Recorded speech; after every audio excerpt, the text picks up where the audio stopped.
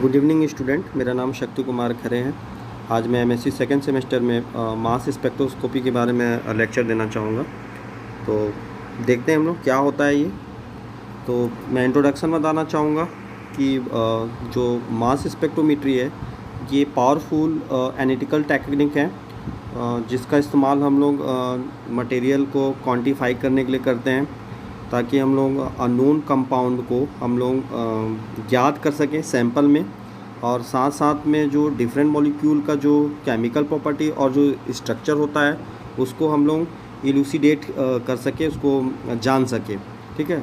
दूसरा जो पॉइंट मैं बात करता हूँ मैं ये माइक्रो एनालिटिकल टेक्निक है जो कुछ सैंपल का नैनोमोल आवश्यकता होता है, जिसके द्वारा हम लोग जो होता है इसके जो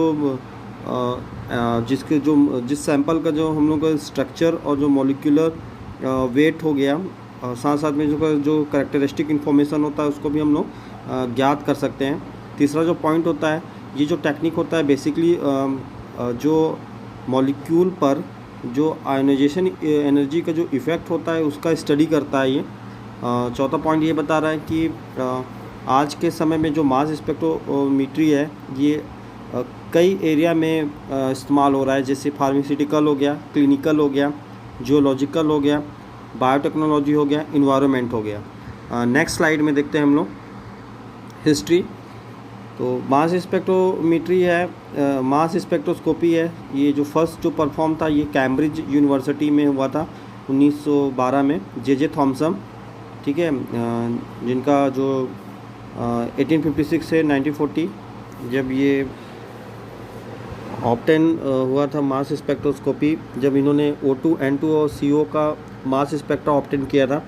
सेकंड में जो बात करता हूँ मैं इसका जो मास स्पेक्ट्रोस्कोपी है ये 1930 में ऑपरेट हुआ, और एडवांस टेक्नोलॉजी के चलते जो रिज़ल्ट में इसका जो डबल फोकसिंग मास का डेवलपमेंट, डबल फोकसिंग मास स्पेक्ट्रोमीट्री का डेवलपमेंट हुआ।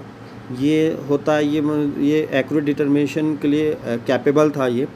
तीसरा जो पॉइंट है मैं मॉडर्न टेक्निक, मास स्पेक्ट्रोमीट्री का जो मॉडर्न टेक्निक है इसको डिवाइस किया आर्थर जेफरी डेमस्टर और FW आइंस्टाइन 1918 में 1919 में।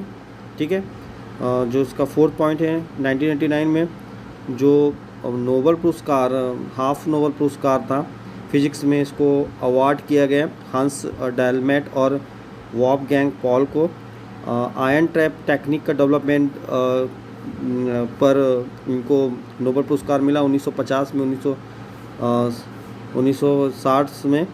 2002 में जो केमिस्ट्री में जो नोबल पुरस्कार था इसको जॉन बेनेट फन को अवार्ड किया गया इलेक्ट्रोस्प्रे आयोनाइजेशन ESI का डेवलपमेंट के लिए। नेक्स्ट स्लाइड में हम लोग देखते हैं हिस्ट्री। 1934 में जो first double focusing magnetic analyser Johnson और नील के द्वारा डिस्कवर हुआ। 1966 में मुनसन और फील्ड जो केमिकल आयोनाइजेशन को डिस्क्राइब किया। 1968 में जो इलेक्ट्रोस्प्रे आयोनाइजेशन था डोल, मैक और फ्रैंड के द्वारा इन्वेंटेड हुआ। 1975 में atmospheric pressure chemical ionisation APCI इसको डिस्कवर हुआ कैरोल और अदर के द्वारा। 1985 में जो Hillenkamp M Karas and co worker जो था डिस्क्राइब किया, और matrix assisted laser desorption ionisation को कॉइन किया माल्डी। 1989 में W पॉल था ये आयन ट्रैप टेक्निक का डिस्कवर किया। नेक्स्ट स्लाइड में देखते हैं हम लोग मास स्पेक्ट्रोमीटर। ये ऐसा इंस्ट्रूमेंट है जिसमें जो सब्सटेंस होता है वो गैसेस या वेपर स्टेट में होता है, रखा जाता है, जिसको हम लोग इलेक्ट्रॉन के बीम से बम्बार्डमेंट करते हैं ताकि जो पॉजिटिव आयन फॉर्म करने के लिए, जिसको कैटायन बोलते हैं, जो कि बाद में इसको सॉर्टेड किया जाता है, इसको अलग किया जाता है इसके मास चार्ज रेशियो के बेसिस पर, जिससे इसके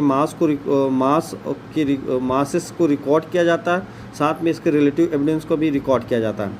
जो मास स्पेक्ट्रम है ये जितने भी जो चार्ज मॉलिक्यूल फ्रैगमेंट के जो मासेस होता है इसको सॉर्टेड कलेक्शन होता है जो। ठीक है। इसमें जो इसका जो रिलेटिव एविडेंस होता है ये एवरी कंपाउंड का कैरेक्टरिस्टिक होता है।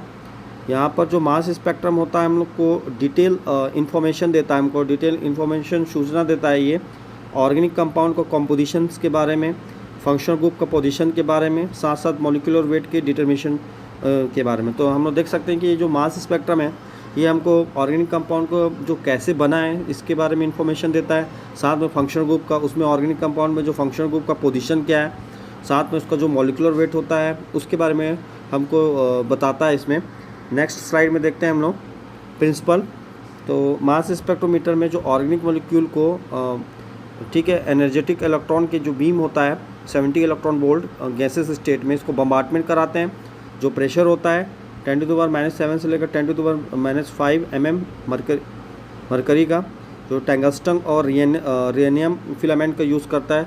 जो मॉलिक्यूल होता है ये कैटायन में ब्रोकन होता है और कई अदर फ्रेगमेंट में भी ब्रोकन होता है। तो हम लोग देख सकते हैं 15 जो m है इलेक्ट्रॉन यहाँ पर जो रेडिकल कैटायन में भी हो रहे हैं, जिसको टूटते हैं, ब्रोकन होते हैं, मॉलिक्यूलर आयंस कहलाते हैं। 70 इलेक्ट्रॉन वोल्ट में फ्रैगमेंट होते हैं जो cation radical, neutral molecule radical cation में ये विभाजित हो जाते हैं। नेक्स्ट में देखते हैं हम लोग ये जो कैटायन होते हैं जिसको हम लोग मॉलिक्यूलर पेरेंट आयन बोलते हैं, ये फॉर्म होते हैं। फॉर्म इसलिए होते हैं क्योंकि इसमें जो इलेक्ट्रॉन का जो लॉस होता है, जो यूजुअली जो n और जो पाई ऑर्बिटल होता है उससे लॉस होता है, ठीक है, मॉलिक्यूल से, जो कि स्मॉलर आयन में ब्रेकअप होता है, जैसे फ्रैगमेंट आयन या डॉटर आयन में। देखते हैं कि हम लोग जितने भी जो आयन होते हैं ये इलेक्ट्रिक फील्ड के द्वारा एक्सेलेटेड होता है। जितने जो आयन्स होते हैं एक्सेलेट होते हैं इलेक्ट्रिक फील्ड के द्वारा। फिर जो शॉर्टेड आउट होता है इसके मास और चार्ज रेशियो के बेसिस पर जो कि मैग्नेटिक फील्ड में डिफ्लेक्टेड होता है, साथ में रिकॉर्ड होता है। इस आउटपुट को हम लोग मास स्पेक्ट्रम बोलते हैं। यहाँ पर मास स्पेक्ट्रम का जो ईच लाइन होता है ये एटम या मॉलिक्यूल का पार्टिकुलर मास का, एटम या मॉलिक्यूल का प्रेजेंस को आइडेंटिफाई करता है।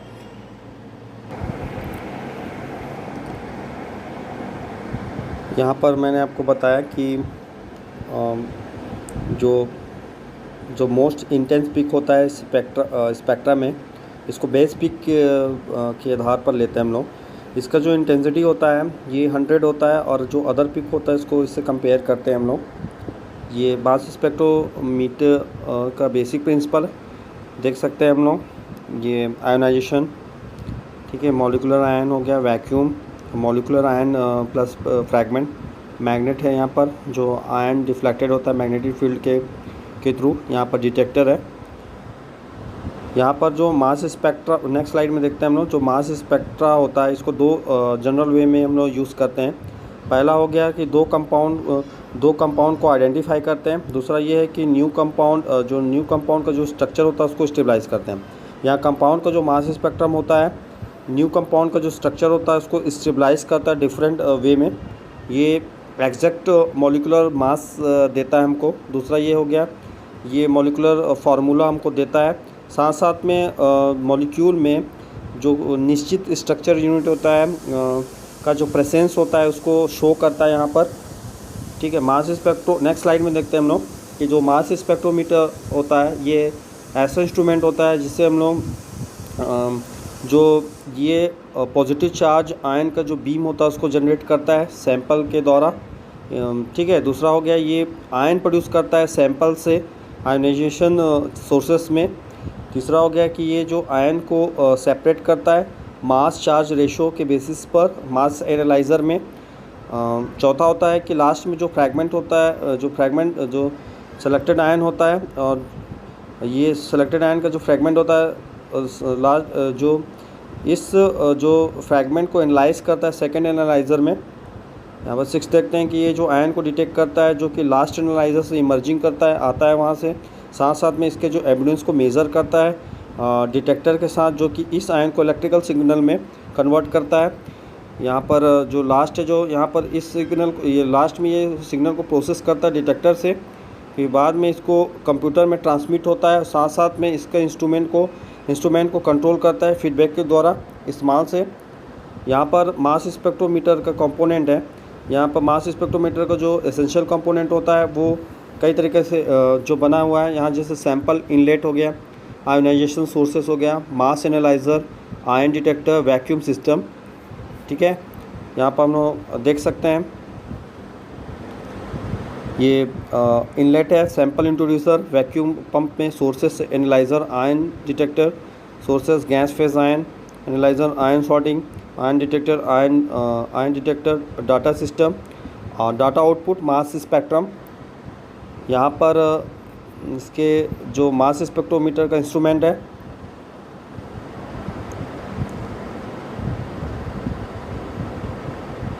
यहाँ पर जो आयन सोर्सेस के बारे में देखते हैं कि जो ऑर्गेनिक कंपाउंड का जो आयनाइजेशन होता है ये प्राइमरी स्टेप होता है ऑप्टिन, ये जिससे हम लोग मास स्पेक्ट्रम को ऑप्टिन करते हैं। जो मिनिमम एनर्जी जो रिक्वायर होता है